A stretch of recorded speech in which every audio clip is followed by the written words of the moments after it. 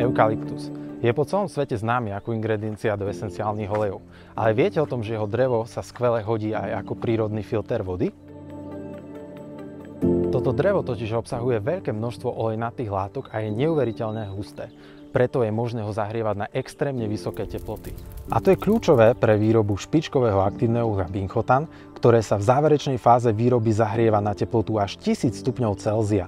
Toto aktívne uhlie slúži na filtráciu a mineralizáciu domácej pitnej vody.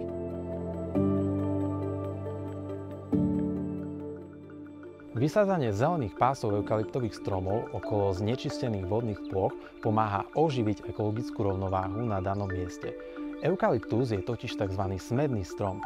Svojimi koreňmi ťahá z pôdy znečistenú vodu a premieňajú na čistú vodnú paru, ktorá sa cez listy potom dostáva späť do ovzdušia. A podobne funguje aj naša filtračná tyčinka Binchio Premium z eukalyptového stromu. Tento aktívny uhlík má milióny mikropórov, do ktorých nabaľuje nečistoty z vody, čím zlepšuje jej kvalitu aj chuť.